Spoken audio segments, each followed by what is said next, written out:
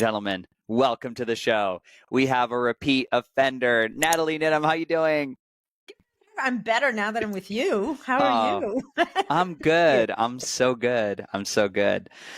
I tell you, I have been the most compliant with the principles that I teach around the ethos of kind of being, not doing, consistency over intensity, not this hypervigilance that I've ever been in my world of wellness. And I feel good. I really do. I feel the least pain I've ever had in my life. Unbelievable bowel movements. I'm starting to sleep really good. That's always been a struggle for me.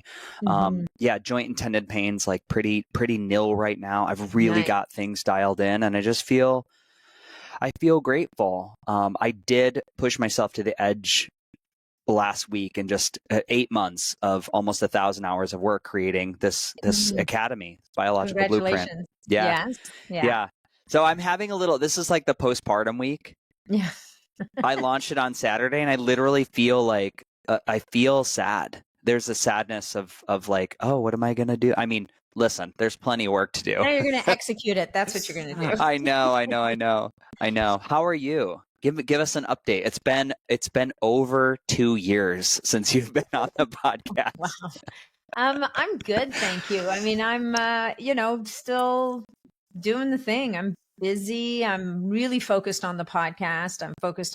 I have a community, like a membership community that has it's a nice size. It's not super big. It's quite intimate, but it is a beautiful mix of very astute consumers and really enlightened some really nice practitioners who are in there as members as well. So it's this really beautiful kind of coming together of critical minds, and there's respect from the practitioners to the consumers and vice versa. It's a really nice little ecosystem. I'm really grateful to have it. I mean, I think I learn as much from them. I know I learn as much from them because I can't have eyes everywhere, right? Yeah. Somebody just posted yesterday an article about earwax and how there's some really interesting research coming out about how you can detect certain types of cancer from the metabolites that are released in earwax in the body, and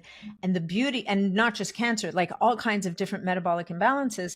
And the reason being that the wax, basically, these are lipid soluble molecules instead of what you get in blood, which are water soluble molecules. So you're getting a different view of what's happening. But who would have thunk that this disgusting sticky gunk in your ears actually is this treasure trove of information? So, and I learned that because somebody in the group said, look at this article I just came across. And I'm like, I didn't see it. So it's just really interesting. I feel very lucky to get to do what I do. Yeah. I mean, that makes, I have no pause around that. The metabolomics, like the metabolomic activity of all cells is anywhere and everywhere. It doesn't separate. It doesn't suss itself out. And I'm only going to live in the skin, and I'm only going to live in your dental microbiome. No, it's anywhere and everywhere. We really are quantum beings in our expression 100%. of vibrancy. Yeah. Yeah. 100%. And the whole quantum field, which is a field that I would like to understand more, but I'm at a point where I acknowledge and receive it. I feel like it's one of those things I don't need to fully understand to appreciate that there's more to energetically than what we just see, right? Than what we can touch and see. There's this whole other felt and even not felt sphere that affects every piece of our existence. This happens to me about 2 times a week, is that I'll think about a person and I'll think about reaching out and calling them and what I'd like to express. And sometimes I'm just going. And so I might have that conversation alone in my head. And oftentimes in that moment, they send me a text. Yeah. They said, hey, I'm free right now. I'm like, no, you're not. What are you doing? Yeah. Get out of my head. Get out of my head. But it happens so often, and it's often mirroring exactly what I was saying in my brain. Like, I always tell people, when we're talking about tech or amp coil or Brown's gas or some of the things you and I love, that I'm like, oh, I'm so sensitive. I'm hypersensitized. I can feel my circulation. They're like, you don't have nerves. And I'm like, I can feel the microcirculation on the left side of my body. If I put a coil on the right, I can feel the pulsing inside I'm just sensitized to energy. Yeah. And so I think there's something with that clarity and that attunement and time and stillness and this like you really do come up layers, and you're like, life is different when you're this tuned in. It really is different. Yeah. Well, you're very, I would say that yeah, exactly. Tuned in is the exact way to put it. And I think that being tuned in requires stopping. Mm-hmm. Right. And I think one of the mistakes we all make, and I'm included, is we start stacking stuff. It's like, oh my God, I only have so many hours in the day. I want to do this. I want to do this. I want to do that. Okay, I'm going to do this while I do that and do this at the same time. And sometimes those stacks are synergistic and they make sense. Mm-hmm. And sometimes, frankly, we're sending too many different signals at our body at the same time. And who knows what's happening? Either they're canceling each other out. If we're lucky, they're amplifying. But if we're not lucky, it could even be just too much information, too many instructions, right? It's like, imagine you've got this worker right there and it's ready to do, that worker's ready to do what you want it to do. And then you start sending it 7 different instructions simultaneously. Yeah. Yeah. I often say it's like, because people ask, they're like, well, can I do PEMF and a frequency device and hydrogen gas and red light? I'm like, well, it's information. It's an information packet. And so is a peptide. It's an information packet to the body. And if I sat you down and said, hey, we're going to learn a new language today, but I want to work on Italian, Greece, and French at the same time, how would your consciousness take that information? It wouldn't. You would learn nothing. So again, what do you want? How do you feel? And what's your experience? If you stack 2 or 3 things and you always feel incredible, I'm like, run with it. But if you're not making progress, and I think this is the thing where I'll go back to a journaal. Can you journal every day and tell me how your state, your cognition, how your heart feels? Is that moving forward? Or are you treadmilling? Because you sound like you're on a treadmill. It sounds a little manic when you're trying to put things together. What would stillness feel like, and what are you afraid to look at or feel or listen to in the stillness? Yeah, no, that's beautiful. And it's important. And I don't want to say that I'm knocking stacks at all, because if you happen to use methylene blue and your red and near infrared light at the same time, we know that they work together. So I think that part of it is being intentional and just not trying to slam it all in at the same time, because you're trying to make use of this 20-minute window that you happen to have. And you can, right? So methylene blue plus red near infrared light, amazing. Drink some hydrogen water, fabulous. But do you need to have the katsu bands on at that moment? Maybe. I mean, there could be some benefit. Sure. Right? Yep. But just slow down and go through that process of intentionally saying, okay, why am I doing what I'm doing when I'm doing at the same time? Yeah. Yeah. Have some rationale or understanding, or have a concept and then prove it out for yourself. Yeah. Prove it out for yourself. Give it 90 days. Can you go back and can you give us what's the name of your community? Oh, it's called, it's the longevity community. It's, if people want to people want to check it out, it's all on my website, natniddam.com. I actually have 2 membership communities. One of them I started as a refuge for the Facebook community. So the Facebook community, which is, I don't know, I think I'm barely in there anymore. I think it's 35,000 people, but we ran afoul of Meta a few months ago, where they virtually shut it down. It got very ugly. And the problem with Facebook is you have to, once you land in their crosshairs, you have to mask your language. You're not allowed to talk about certain things, and they can shut you down from one minute to the next. So what I did is, under the umbrella of my bigger membership community, where I do the weekly office hours, I have guests from podcasts come in and do live Q&As. Like we have this very robust community. I created another one called the Peptide Parlor, which Mm-hmm. is it's $5 a month. So it's really enough just to cover, because I have to pay people to moderate it. Like there's some people don't realize there's expenses involved in this stuff. Oh, well, what about your time? That's free.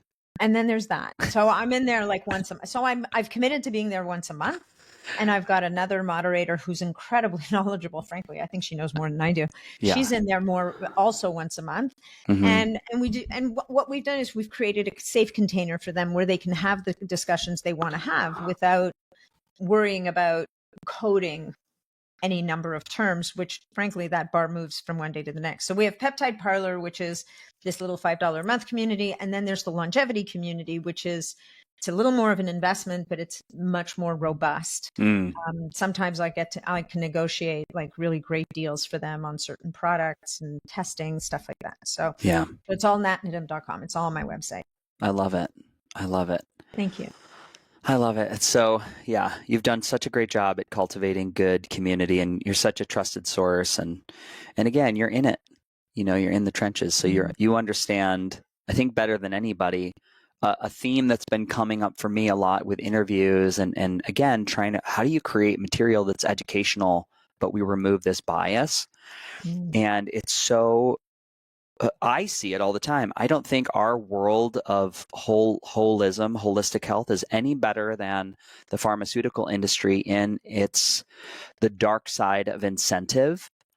Like I will be the first to admit, like there is I recommend LightPath LED. I know Scott. He's a family friend. I've known him for 20 years. I trust him implicitly. Is it the absolute best red light panel on the market? Probably not. However, do you know what I mean? I'm like, well, he gives. Is there an absolute best? There are many good panels. That's right. There are some sketchy players, so we need to be mindful of those. But there are many good panels, right? Yeah. Just as there are many, like there's many different supplements or whatever the case may be. I think what people look to us for is our integrity.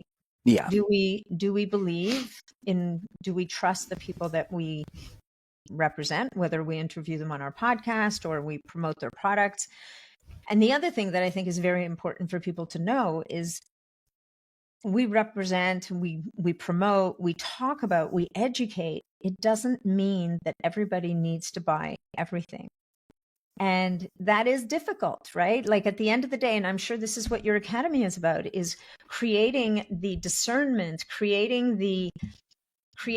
to create the understanding of what do I need now? Does this speak to me right now? Like, I mean, what was it that I did a podcast on a supplement not too long ago, and people started messaging me going, oh my God, like there's so many things, like, what do I choose? And I'm like, well, you sit with your practitioner, you understand where is your health today? What are your goals? What are you trying to solve? What are you trying to optimize? And now we look at this beautiful buffet of options and we start to select what are the things that are going to get us to where we need to go. And it could be that there's too many things to do all at once. That's okay, because maybe what we'll do is we'll pick a collection now, and in 3 months, we're going to cycle off of them and move something else in, because again, the body needs different things at different times.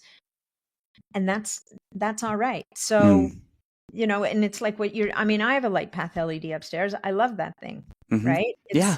It's a beautiful piece of equipment. I use it every single night, right? Yeah. It's my night light in my bathroom. Yeah. I use it every night. And on my desk, I have a different panel, because this one, when, it has a setting that I'm not using right now, but the setting I'm using right now is called Fireplace. And so what it does is it basically offsets the blue light, the artificial blue light coming off my computer. Yeah. Which is, I'm not super close to it. It's not intended to be particularly therapeutic. Yes. But it is intended to offset that blue light. It's made a big difference to my energy, but it also has a setting that allows my body to make its own vitamin D, which I will use for 5 minutes a day. And that, to me, is really fascinating, because I don't know if you've seen it, but I've seen that there are people who can supplement vitamin D till the cows come home and their body just can't use it. Their levels never seem to move. Yeah. And they use a light like this the body's own system all of a sudden kicks in. They make their own vitamin D and things start to move. Yeah. So yeah, it's really interesting again to putting this together. So there's, everything is medicine, right? Light is medicine. So having that conversation with, I want to understand and I've been really diligent for over a year of when I wake up, I take an outdoor shower. If it's in winter, I'm in Texas, right? Yeah. So I'm you can up. do that. I can do that, but I'm on the ground. I'm grounded. I'm getting 10 to 15 minutes of light. I take a long ass shower outside. Then maybe there's like a morning puppy walk or a morning puppy pee. And I'm diligent to get in that level. And then I'm also aware that if I go through this last 8 months of predominantly working inside for 8 to 10 hours every single day, I'm not outside enough to make my adequate levels. So then I have to change my supplementation. I correlate that with my labs. And I'm making a plan that works for me so I have enough light. Yeah. Because I can't skip that. I mean, listen, I can do anything I want. There will be repercussions to my long-term health. Consequences, which I'm like, if you're leaving light on the table, whoa, baby, it doesn't matter what you're eating, carnivore or vegan. You need light in your life. It's a big one because what's food broken down to? Light, light energy. There was a study, and I've lost track of it now. I'll have to find it one of these days. But there was a study done that had two groups of people eating the exact same food. One was indoors under artificial light, and the other one was eating outside. And the effect of that food on their metabolism was completely shifted. Yeah. When they ate in natural light, away from the artificial blue light. Yeah. And so if that's not enough to tell us that light is a food to our body and it's a fuel to our cells, and it affects the way that we interact with other inputs in our system. And I don't know what is, right? Yeah. So I don't live in a climate where I can be outside all the time. When it's summer and spring and early fall, and anytime I can be outside, I will. But I'm then in a world where I need to, how can I mitigate the impact of too much indoor time, just as you did. Yeah, environmental force supplementation. And I have this great slide of a two fish bowls. One's really beautiful and sparkling, and one's just full of mold and fungus on the glass, and the fish, what is that? Does that fish need methylene blue? No. We got to drain the tank. We got to clean that water. We got to clean that water. So order of operations, I think, is just, it's common sense, but we lose that discernment sometimes when we go down these rabbit holes of, like you're saying, what do I need to buy? What's a supplement?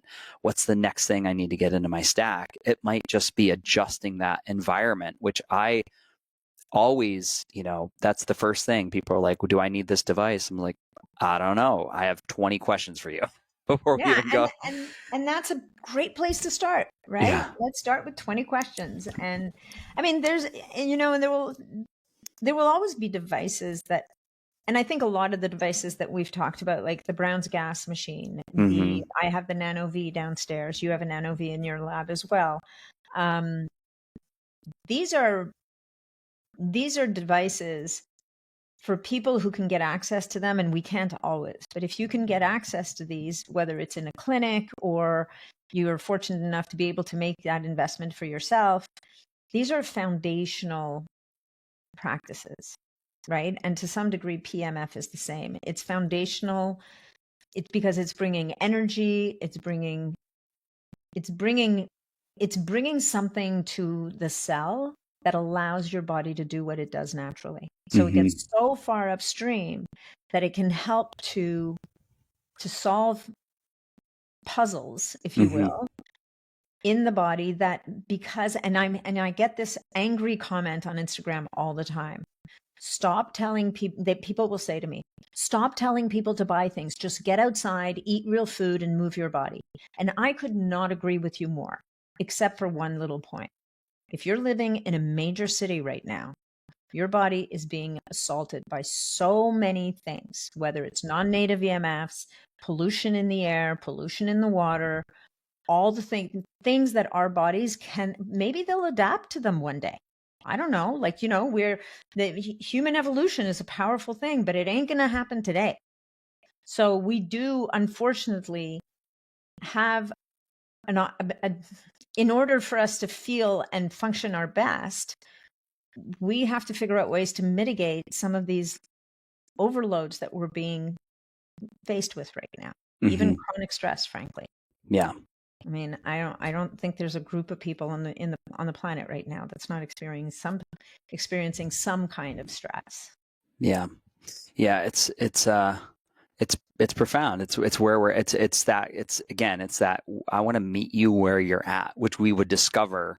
Would we be able to sit down for 25 minutes? And I think that's where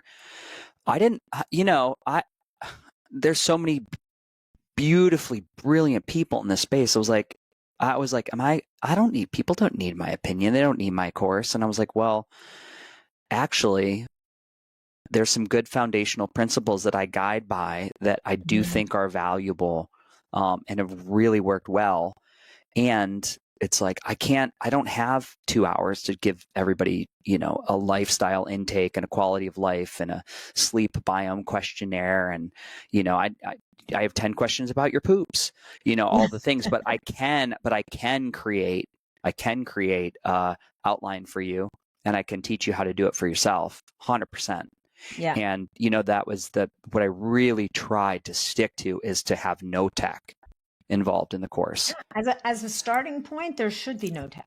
None. There should be no tech. Not until you've really kind of gotten a sense, because maybe that'll guide you to which tech. Yeah. Right. And yeah. So, yeah. Yeah. It's first, it's environment first. It's movement is life. Most of us, we can't undo. I see this all the time. My nervous system at the end of the day, if I do sit at the desk, I can't undo it, through tech. I have to walk 10,000 steps. I have to get enough movement, or I can feel a tension index that starts to build in my tissue. Yeah. And, I may be able to mitigate that with 6 grams of glycine and dark tart cherry and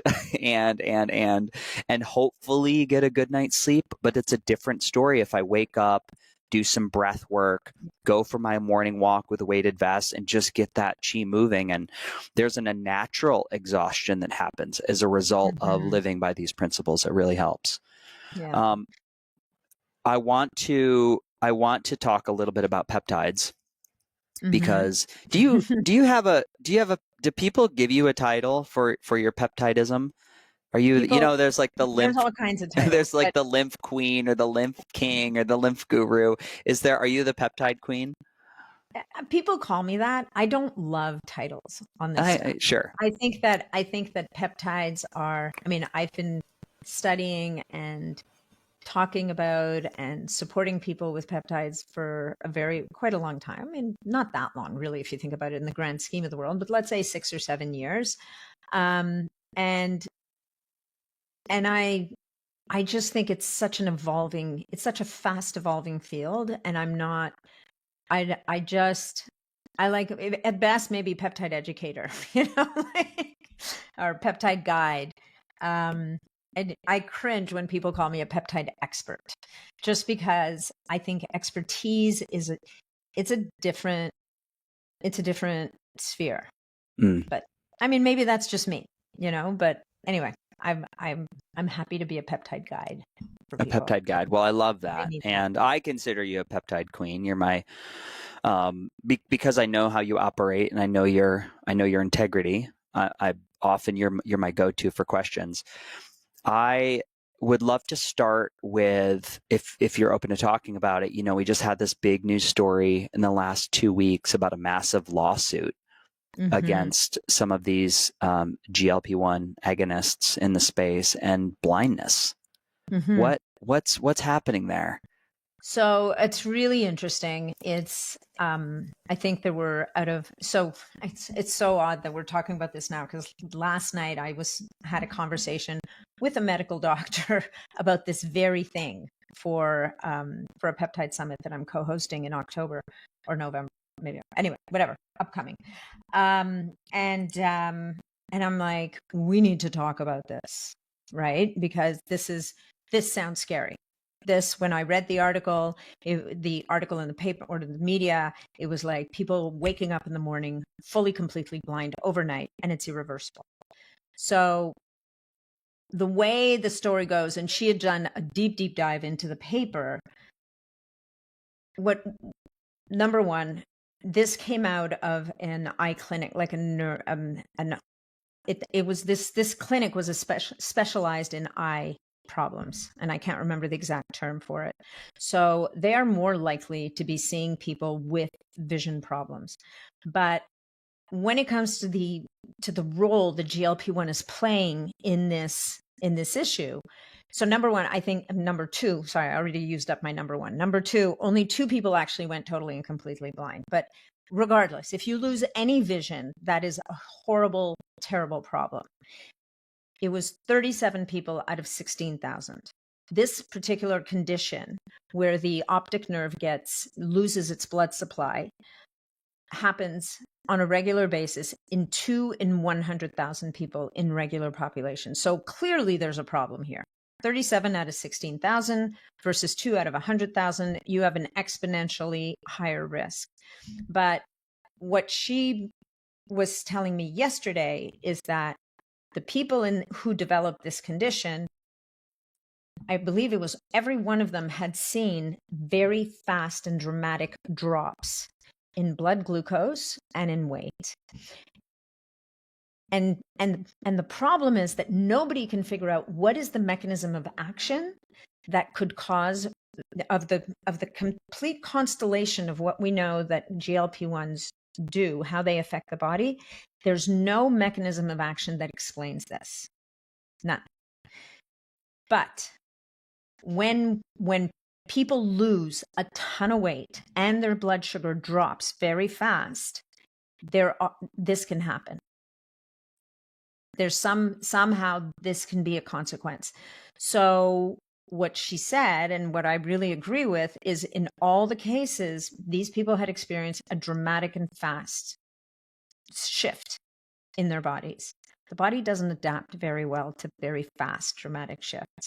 So is it possible that these people were on very aggressive doses that very early out of the gate, and that caused them to drop so much weight that created such a crazy shift in the body that somehow this resulted in a loss of blood flow to the optic nerve? I'm trying to remember, the other thing that she said is that virtually every one of these people had major metabolic imbalances to begin with. So we're dealing with a population of obese people that are metabolically imbalanced, whose bodies are already struggling. And is it possible that they were put on such a high dose so fast, so maybe they weren't titrated? And there's not a lot of information about that in the actual paper. So the net net of it is that, but what we know is that the chances of this happening are still very small. Even though 37 out of 16,000 of this population is a big number, you're still rolling the dice, right? So I think that there's still a lot more information that needs to be gathered to understand exactly what is happening and what might be driving it. It is also without a doubt that the GLP-1s are still helping so many more people than are having issues. But that does not mean that we close our eyes to people who are developing pancreatitis, or people who are developing gastritis, or people who have intestinal blockages. These are all things that can happen from GLP-1 use. So what it does is it underlines and highlights and double bolds the statement that if you're going to be using one of these compounds, be working with someone who can help to guide you, and don't be in a flippin' rush. Like, you didn't get to where you are today in 3 weeks. Mm. Give your body the time and the grace and the support to gradually release and to detoxify as you're going. Because the other thing that she mentioned, which is very true, and you know this as well as I do, where does the body sequester toxins? In the fat. In the fat. You start melting fat overnight, and you start dumping all these toxins in the body, and you compound that with constipation, which is a very real side effect of the medication they were talking about in particular, which is semaglutide, which is Ozempic. So now you've got a backup in the bowel. That major exit for toxins is blocked. You're melting fat, so toxins are flowing through the body. They're looking for a place to hang out. You now have a perfect storm, right? The first thing I learned when I was in school to study nutrition was, before you start any detoxification program, make sure that the doors of exit are open. That's the liver, that's the lungs, that's the sweat glands, that's the colon, and that's the kidneys for urine. These are the ways that your body has to expel toxins. So unfortunately, you've got a lot of people who are really motivated to move the needle here. They're not getting great guidance, or they're not looking for good. They're probably not getting great guidance, or they're taking matters into their own hands and they're just going out. Sometimes a lot of these telehealth providers, you got a 20-minute phone call. Great. Write your prescription. Off you go. There's no support. And now all of a sudden you've got people using things possibly before they're ready, or not supporting their bodies while they're using them. So, to go back to that one study, is there a problem? Yes. Is it widespread? No. Does anybody want to take the chance that they're going to wake up blind one morning because they tried to drop 10 pounds? Heck no. Right? So we need more information. We need more context in that situation.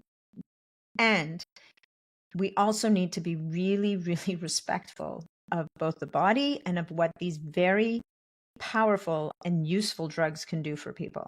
Yeah. It's very much follows the guiding principles of nature. Like, when we step outside of those guiding principles, there really are not shortcuts. Like, there is a system of checks and balances within the body. Yeah. That we often find will swing back around at some other time in life. And I've always thought of it like, here we are in a society where, I always look to the neurological conditions of Parkinson's and Alzheimer's and our risks. We're doubling our numbers since the 90s. And, whether you want to call that metabolic dysfunction, but that's a piece of it. That's a piece of it too. Just because we see like a label of neurological degeneration in a portion of the population, it doesn't mean that others are not experiencing some level of this, but they have not been labeled. So there's this piece that goes into it where, again, you're mentioning on a 20-minute call, can I get the drug to treat the thing?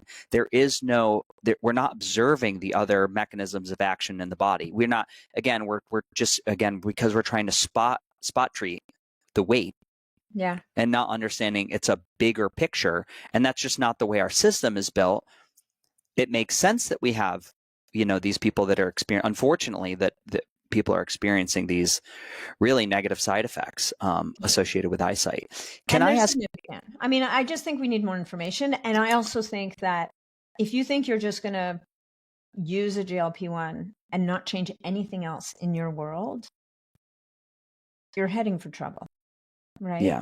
You're just heading for trouble. So, and should we call it a perfect world, or should we call it a world where we step up and take ownership and say, you know what? And frankly, sometimes people, they're not eating enough. They're not moving enough. They're not sleeping. Their hormones are out of whack. Their eating habits are horrible, right? They eat the wrong foods.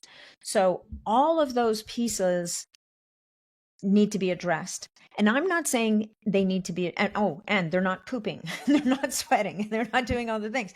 So all of these pieces need to be addressed. And I'm not going to hold out the carrot and say, you don't get to have this until you've done that. Because for many people, they can't get out of their chair because they're in so much pain. They're so overweight. Their bodies are so stuck. Their metabolism is so out of whack from years of yo-yo dieting or whatever it is that got them to this state. If we can offer them something like a GLP-1 at a lower dose and gradually work them up to a place where they start to experience a shift and stop them there, don't keep going, just stop at that minimum effective dose. and provide this person with enough relief that now all of a sudden they start to sleep better. They're a little bit lighter on their feet. Their inflammation is down. They don't have as much pain. They want to go for a walk. They want to go outside. They're motivated to eat better food. We've now assisted people in making the shift, as opposed to having this kind of hard ass, eat less, move more, and then we'll talk. Mm-hmm. That's also not fair. Is there, now you say the word, I'm not a peptide educator, or, it's very, I understand some concepts. You said GLP-1. Now there's GLP-2s and there's GLP-3, there's triple agonists and double agonists. Is there any nuance within that study? Is it people just doing They only studied semaglutide. They studied semaglutide. So which is a GLP-1. Right? GLP-1. So GLP-1 is the molecule. We make GLP-1 in our gut. That's right. This is part of the reason why, it's kind of a little bit hard to understand what the heck is going on here. And it might not be the molecule that's doing it, but it might be the effect of the molecule. And that's where her point of people dropping blood sugar too fast or dropping weight too fast is causing a shock to the system and is somehow expressing itself in this population in their eyes. Like, we know the diabetic people are susceptible to vision issues. Yes, right? That's right. Diabetes is associated with blindness. Correct. So is it about the mechanism and how things are happening more than just that one thing?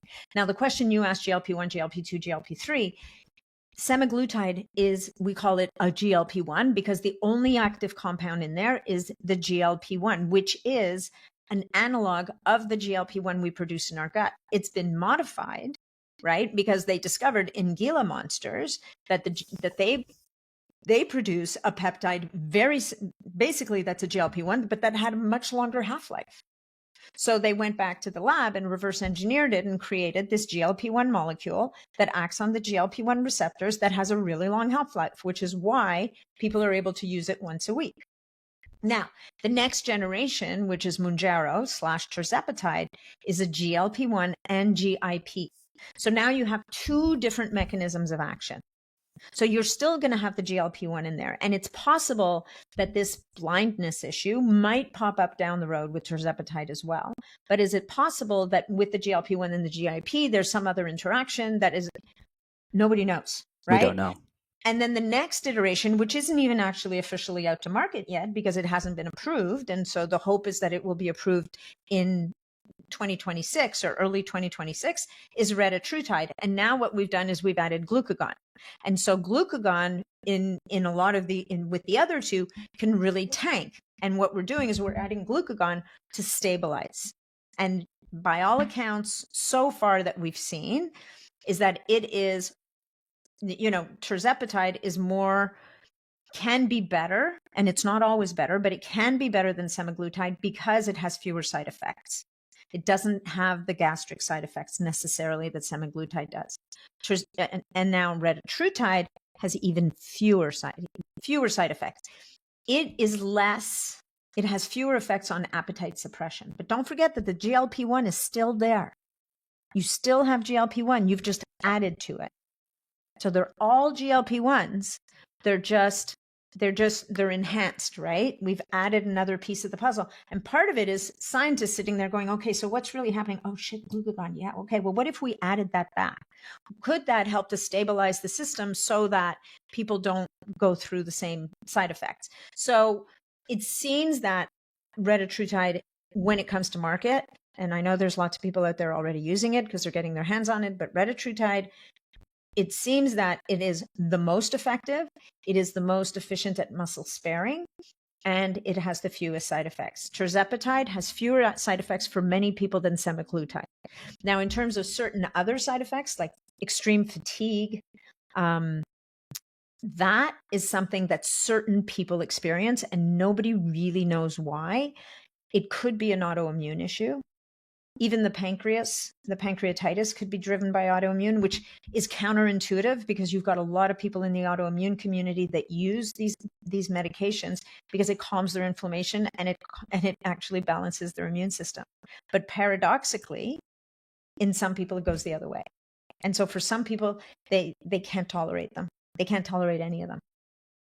It's not a lot of people, but it's some people. So here you see it, right? Some people go blind. Some people get extreme tiredness. Some people get pancreatitis. Some people, I mean, the intestinal blockage thing, that typically that's not inevitable. That's someone who wasn't supported properly and didn't have their eye on the ball. And maybe they were constipated their whole lives, which we both know a lot of people are constipated their whole lives.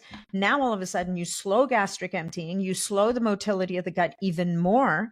And now you've got someone who's lucky if they go to the bathroom once a week. And now we have a problem. Huge problem.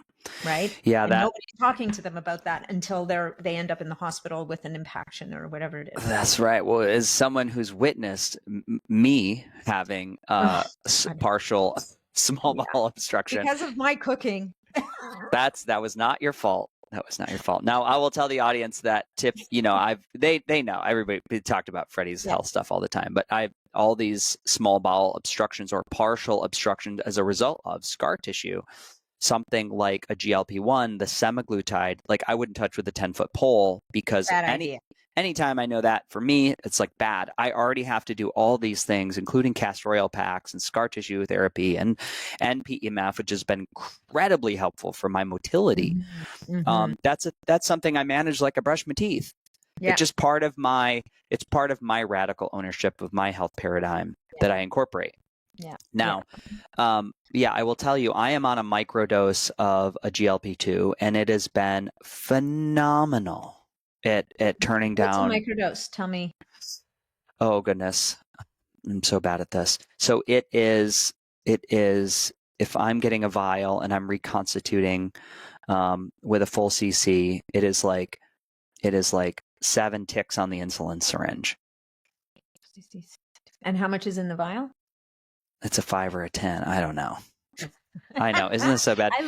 I love people in peptide math. They get so baffled. Anyway, but yeah, so you're using a very low dose, and what's it doing for you? Because you're not using it for weight loss. You don't need to lose weight. I don't need to lose weight. I'm using it for, like, again, I would say like it would be the remnants of having Lyme or mold toxicity and inflammation. And it's, I look at my labs, there's no C-reactive protein, there's no more antinuclear antibodies. I run my labs, I don't have active Lyme. However, there is like this synovial fluid piece that it gets a little inflamed, and it's really helped. I'm going to say it's like 70% better when I'm on that microdose on a Monday and a Thursday. Amazing.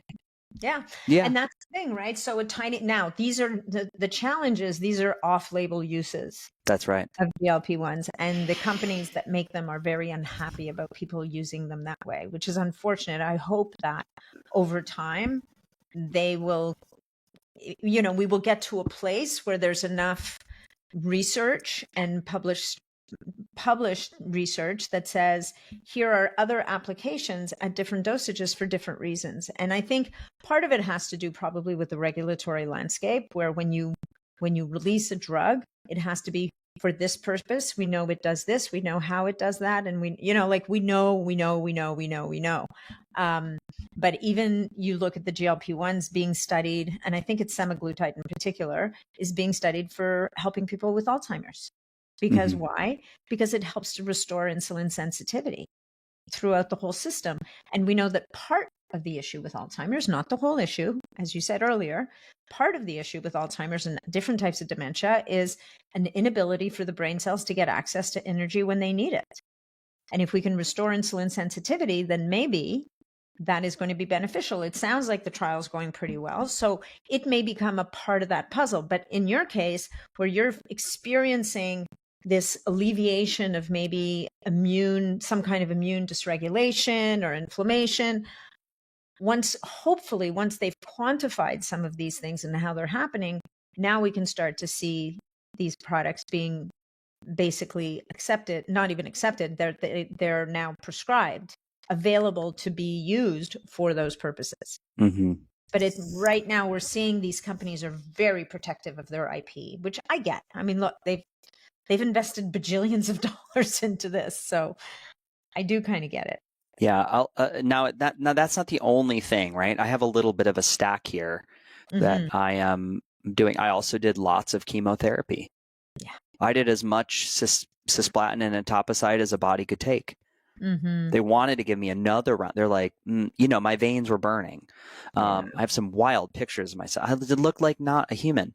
And so that's something where there are very real, I'm going to have workable things I'll work with for the rest of my life. I had some horrible neuropathy, which again, I have completely reversed through pulsed electromagnetic field and frequency through the amp coil completely. I would slap the side of my thighs and all I could feel was the vibration.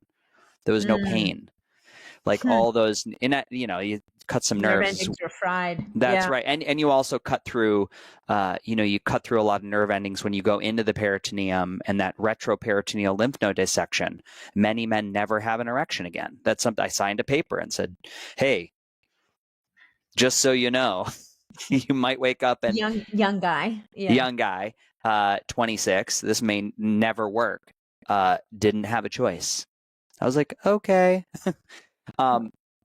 Luckily, I was not willing to accept that, and I wanted to think a little bit outside of the box. Other things that I've stacked with that GLP-2, which have made a huge difference in inflammation, is this device called the Avacyn that I've been using. What's that? Avacyn's a device, and I haven't really talked about it on the podcast. We'll see when this one comes out. I did a little solo episode I mentioned. It looks like a robot mitten, and you put your hand in this machine, and it creates a vacuum around the wrist, seals your pressure, starts to heat the hand. And the body thinks that you're overheating. Oh, interesting. And so it releases. It starts to open these microcapillaries everywhere, and you just get all the benefits of microcirculation. You start to rebuild capillaries that have been damaged. This has only been about 2 months, but noticeable difference in pain. And it's really great. Really, it's a medical device. I believe they're a class 2 medical device. It's an old technology, 30, 40 years old.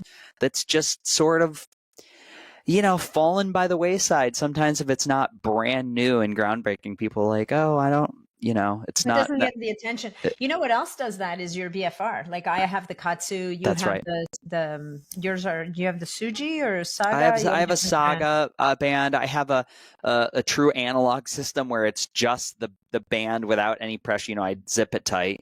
But cognitive boost in the morning, if I put on those arm cuffs even while I'm typing. Yeah. I was like, the same. It's what a great buzz. Well, because it's what's fascinating about these technologies, and a lot of the research was done on the Katsu, which is the pulsing of it. But ultimately, when the blood flow is impeded, and it's the venous return that's blocked, right? That's right. So you get an engorgement of the muscle with blood. You're not able to clear lactic acid. When you get the buildup of these compounds, the brain, just like with your thing, reads, holy crap, we have a problem. And the brain starts to release growth factors. It releases nitric oxide. It releases growth hormone. Like it releases all of these different compounds for repair. And it starts to push and promote the building of new little tiny microcapillaries to get better blood flow. Yeah. So all of these modalities, it's so fascinating, right? That, and there's many different ways to skin a cat. We are, in this case, contrary to the beginning of our discussion today, kind of tricking the body. We're leveraging certain messages to help to get the body thinking in a different way and moving the needle in different areas. Yeah. But I think it's fascinating because we're not taking a compound here. We're not interrupting a pathway. We're not blocking something or pushing something. We're simply sending a message. We need some help. And the body just go ahead.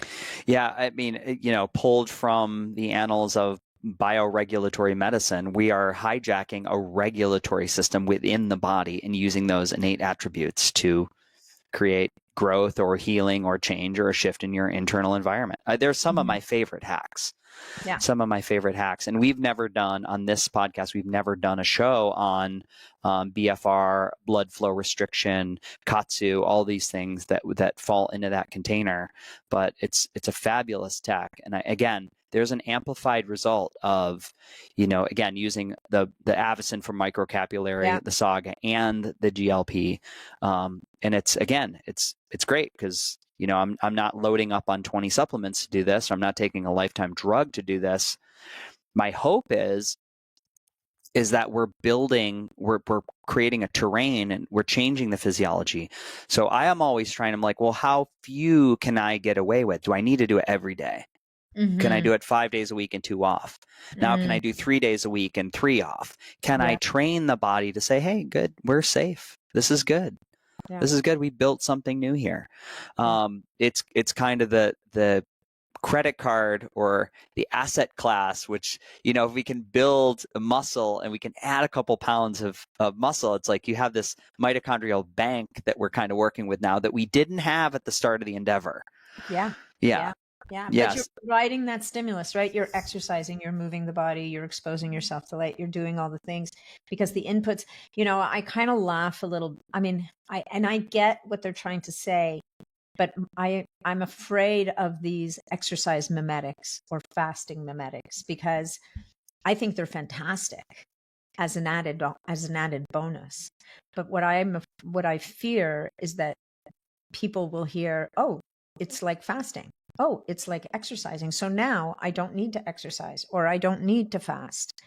And I wish that the word mimetic was replaced with amplifier, or that was a really poor pronunciation of that word. Amplificator. I bought it. I'll write that word out. Amplifier. That would be it. Anyway, enhancer, right? Yeah. Fasting enhancement, movement, exercise enhancement, because let us remember that this physical body needs physical stimulus to do what it needs to do. And there's no peptide, there's no supplement that's going to replace those foundational elements that you talked about at the beginning of the podcast, that you teach about in your academy. Nothing can replace those because it's almost like you need the platform from which that your body can accept and make best use of those supplements if you're choosing to use them. Yeah. And there's nothing, I understand there are and now we haven't talked about this too. I think there's a supplement out there called Mimeo. Yeah. Is it Mimeo, which is a fasting, It's a fasting mimetic. So, because, Mimeo is interesting in the sense that what they did is I don't know if you've had him on. Haven't had him on. However, can I tell a quick sidebar?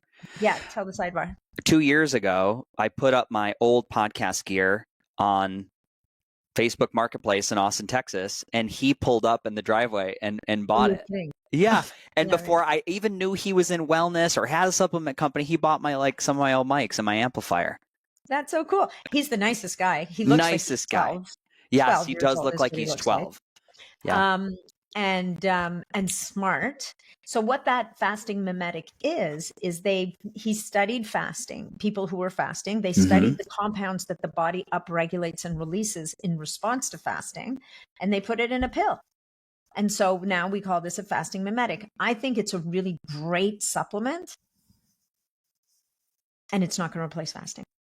No. Right? It's not going to replace fasting because what is one of the key components of fasting is giving your body a break from food. And there's a lot of other things that happen other than the upregulation of spermidine and all these other compounds. So can you, while you're fasting, either maybe shorter fasts, take the supplement at the same time to kind of ramp up those molecules, to ramp up the benefits so that you don't have to fast for like 5 days or 7 days. That's not in everybody's wheelhouse. Yeah, heck yeah. You could even take it in the morning before you eat. Like, let's say you're taking a 15-hour break, to avoid using the F word, from dinner last night to your first meal of the day. Could it be helpful there? I think it would be a great thing to do there. Mm-hmm. But don't delude yourself into thinking that you can just pop those 2 pills and call it a day and turn your back on just not eating for 14 or 15 or 16 hours or 24 hours once a week or once a month or whatever the case may be. Yeah. Today is my 24-hour fast every Wednesday to Thursday, a part of my lifestyle. And then I'll do a 3 to 5 every 3 months. But again, there is a spiritual aspect of that going without. There is a mental fortitude. There are things that you'll not get from, there's the community of fasting I'm doing it with Cynthia. Yeah. She's doing a terrain coaching process right now to like mitigate her terrain after some like not great cell counts and a, partial mastectomy. So we're doing that now together, and the process of cooking dinner at the end of that 24-hour window and breaking a fast together, and the things that come up when you can't quell that emotional response with food, and you think about why do I keep walking to the refrigerator? Yeah. What's that pattern? What's that loop? Mm-hmm. Yeah, you're not going to get those from a pill. And I'm just I'm so bullish on fasting. Again, I'll say all these things, the Avacyn, the GLP-2, those do not touch a 5 to 7 day fast. No. They don't touch a 5 to 7 day fast. In my experience, I could truly do all this because of the podcast, because of the workload, because of my choices. I don't have the luxury of doing that all the time. So I just have to be a little more discerning, and the technology allows me that. I can have bigger windows of when I choose to jump into that. Yeah.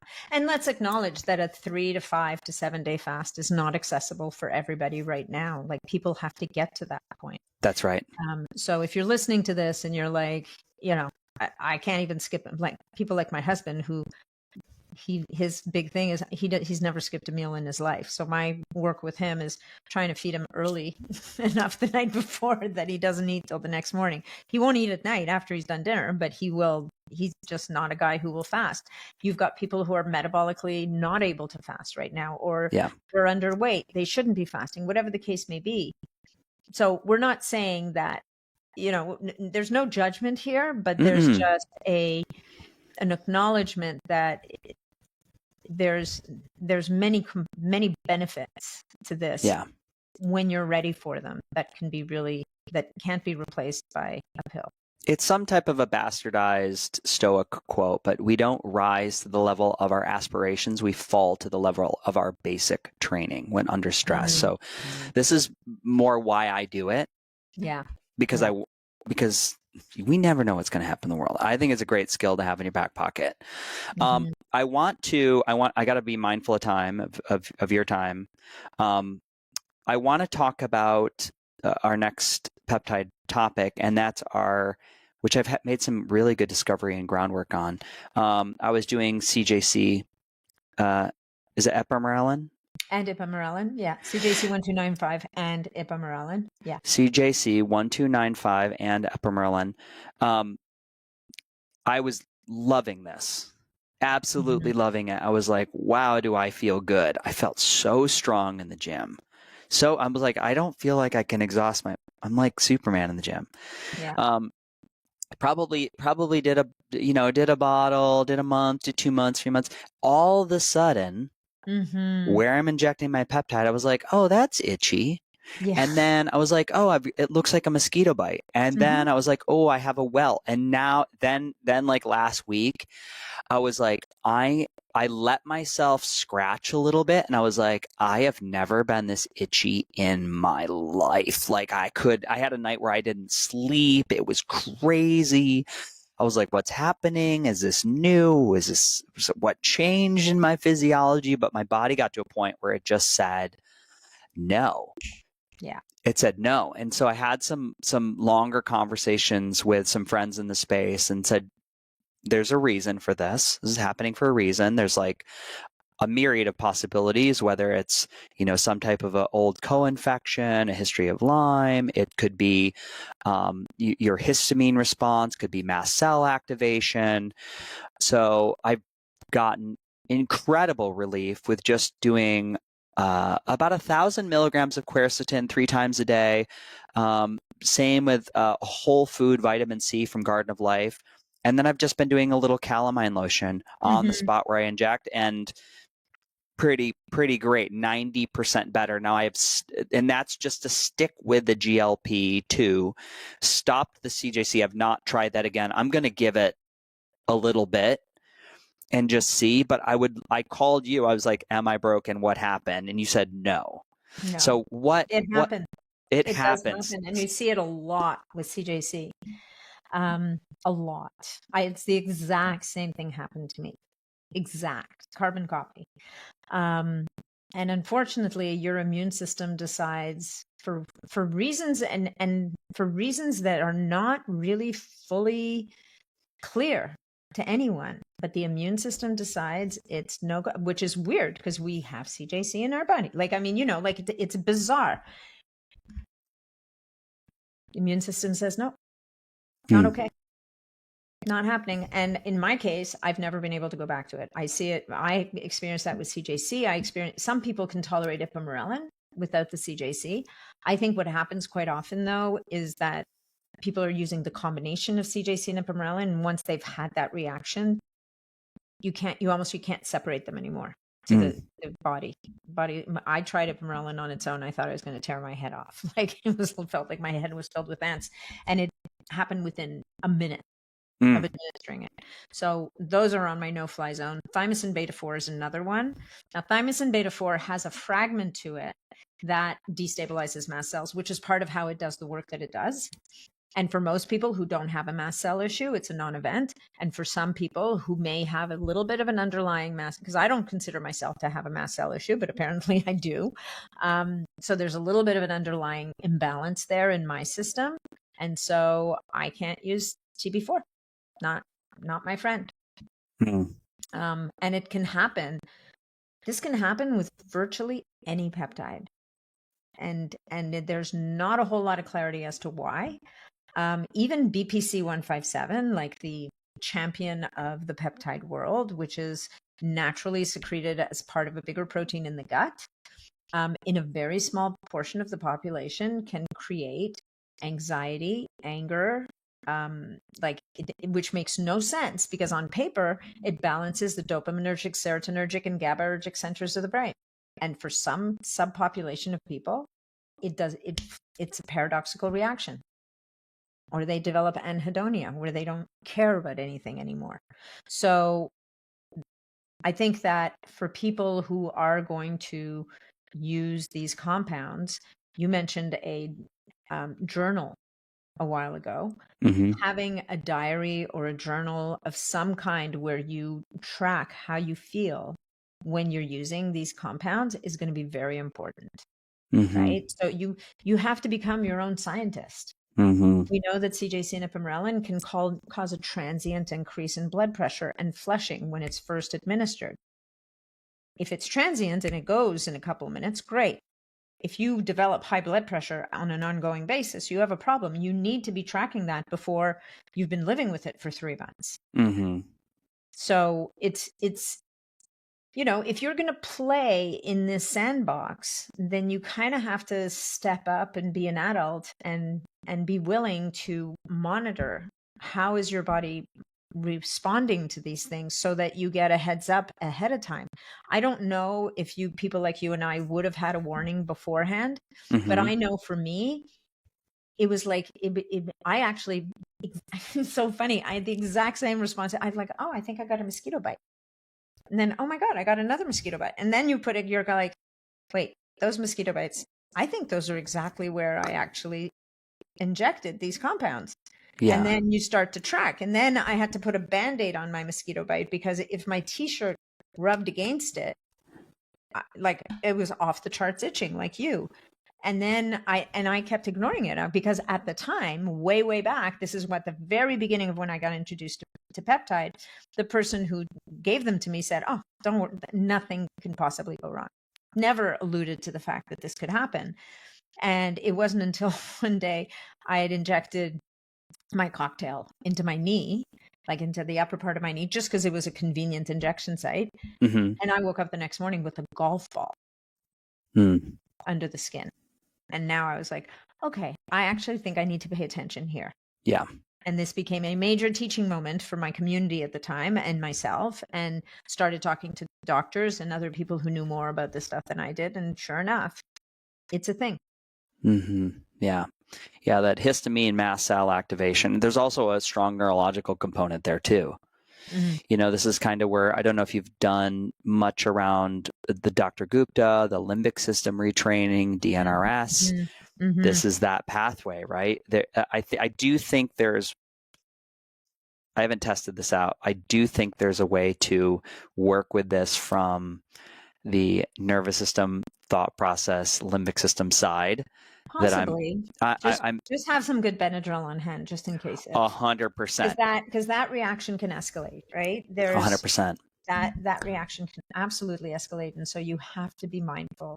Yeah. That, before we tell people, try to think your way out of it. And I think there's a lot to be said for that. I mean, look at Wim Hof.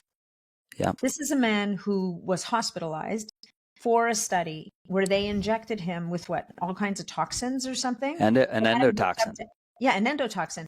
They had him hooked up to every monitor known to mankind, and he was able, through breath work, meditation, and to control his body's systemic response to that endotoxin.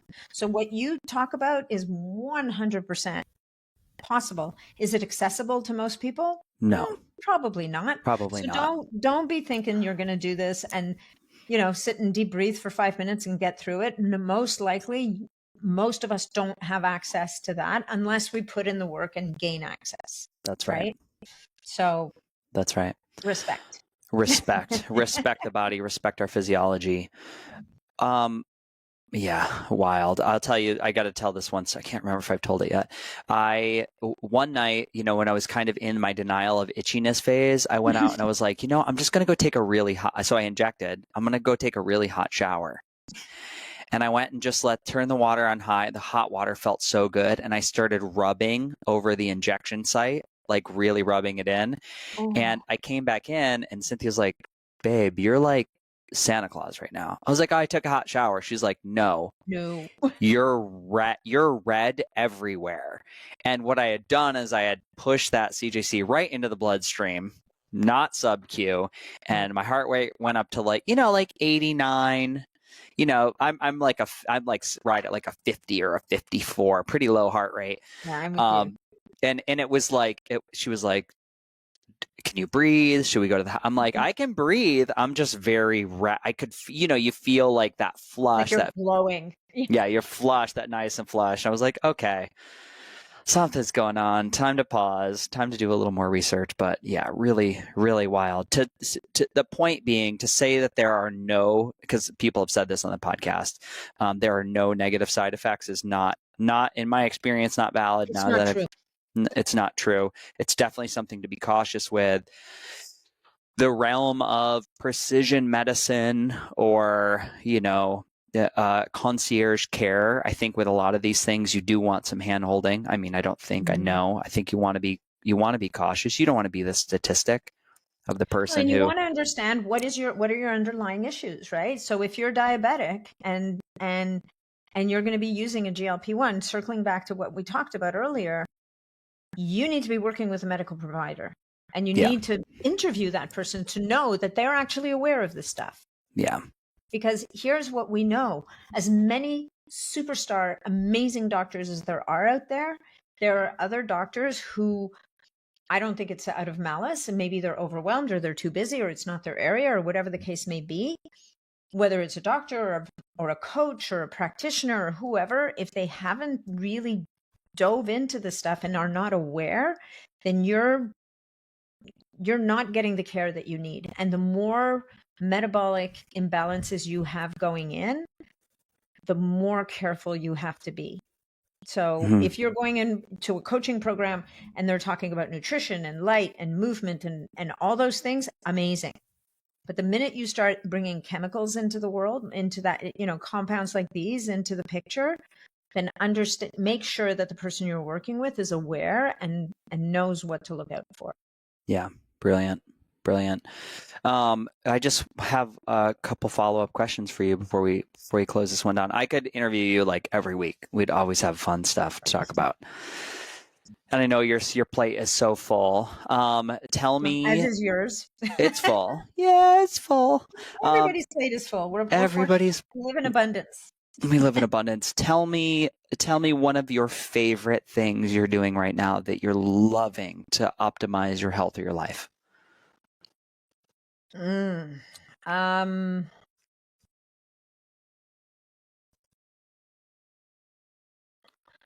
loving I'm definitely there. Can I have two things?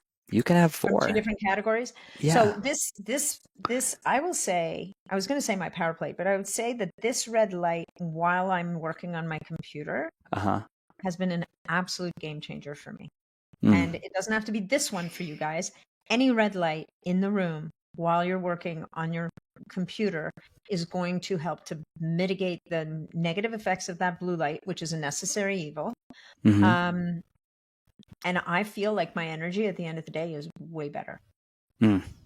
So that, and getting outside during the day. Like you, I could be in here 8 to 10 hours a day solid. Now, the lucky thing I have is I have a dog who's aging, and she can't go that long without going outside. So she forces me, as grumpy as it makes me sometimes. I'm in the middle of something and she's like, I got to go. I'm like, oh my God, you just went. I got to go. Gets me out. Yeah. Amazing. Amazing. Outside time, red light. My other question for you in this ever evolving space, what are you doing? What are 1 or 2 tests that you're looking at to assess progress with all the peptides and the vibration plates and the brown gas and the hydrogen and everything? That's a good question. So just this morning, there was a phlebotomist at my house. So definitely looking at regular blood work, because I think as much as it's not fancy schmancy, it's foundational information that is important to look at. It's so funny you asked this. Like in the last 24 hours, I've mailed 2 test kits and had a phlebotomist at my house. The 2 test kits I've mailed, one is the Theome Metabolomics test. I got that one downstairs. I've done one. Yeah. It's fantastic. I think that is, and it's evolving, right? Yes. It's a very advanced test, and know that when you're jumping on board with these guys, you're riding the wave with them. You're learning with them as they learn. That's right. And then the other one that I don't do as often, maybe as I used to, is the True Diagnostic age, biological age test.